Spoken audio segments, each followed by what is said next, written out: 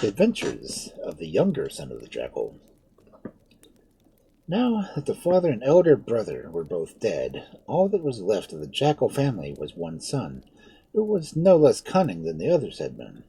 He did not like staying in the same place any better than they, and nobody ever knew in what part of the country he might be found next. One day, when he was wandering about it, he beheld a nice fat sheep which was cropping the grass and seemed quite contented with her lot. "Good morning," said the Jackal. "I am glad to see you. I have been looking for you everywhere." "Me?" answered the sheep with an astonished voice. "We have never met before." "No, but I have heard of you. Oh, you don't know what fine things I have heard. And, well, some people have all the luck." "You're very kind, I'm sure," answered the sheep, not knowing which way to look. "Is there any way in which I can help you?" "There's something that has had my heart set on, though I hardly like to propose it on such a short acquaintance. But from what people have told me, I thought that you and I might keep house together comfortably, if you would only agree to try. I have several fields belonging to me, and if they are kept well by water, they bear wonderful crops." "Perhaps I might come for a short time," said the sheep, with a little hesitation. "and if we do not get on, we can part company." "Oh, thank you," cried the Jackal. "Do not let us lose a moment." And he held out his paw in such an inviting manner that the sheep got up and trotted along beside him till they reached home. "Now," said the Jackal, "you go to the well and fetch the water, and I will pour it into the trenches that run between the patches of corn." And as he did so, he sang lustily. The work was very hard, but the sheep did not grumble, and by was rewarded by seeing little green heads poking themselves everywhere through the earth. After that, the hot sun ripened them quickly, and soon harvest time had come, when the grain was cut to the ground and was ready for sale. When everything was complete, the Jackal said to the sheep, "Now let us divide it, so that we can each know what is like his share."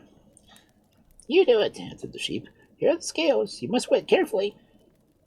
So the Jackal began to weigh it, and when he was finished, he counted out loud, "1, 2, 3, 4, 5, 6, 7 parts for the Jackal, and 1 part for the sheep.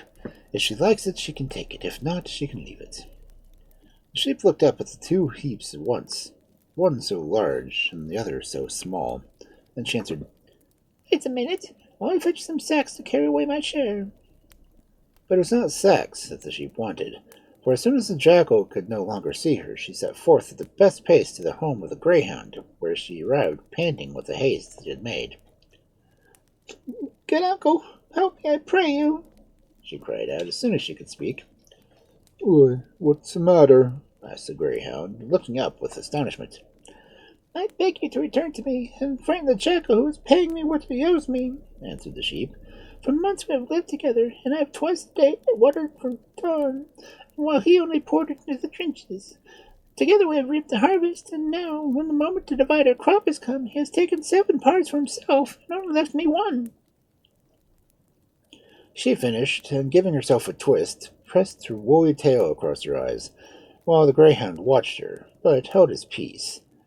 Then he said, "Bring me a sack." And the sheep hastened to fetch one. Very soon she returned, and laid the sack down before him. "Open it wide, that I may get in," cried he. And when he was comfortably rolled up inside, he bade the sheep take him on her back, and hasten to the place where she had left the Jackal. She found him waiting for her, and pretending to be asleep, though she clearly saw him wink one of his eyes. However, she took no notice, but throwing the sack roughly to the ground, she exclaimed, "Now measure." At this, the Jackal got up, and going to the heap of grain which lay close by, he divided it again as into 8 proportions, 7 for himself, and 1 for the sheep. "What are you doing that for?" she asked indignantly. "You know quite well it was I who drew the water, and you only poured it into the trenches." "You are mistaken," answered the Jackal. "It was I who drew the water, and you who poured it in the trenches. Anybody will tell you that. If you like, I will ask those people that are digging there." "Very well," replied the sheep, and the Jackal called out, "Oh, you diggers, tell me, who was it you heard singing over the work?" It was you, of course, Jackal. You sang so loud that the whole world might hear you. And who is it that sings, who draws the water, who empties it? Well, certainly he who draws the water. You hear, said the Jackal, turning to the sheep. Now come and carry away your own potion, and I shall take care of my own. You've got the better of me, answered the sheep, but I suppose I must confess myself beaten.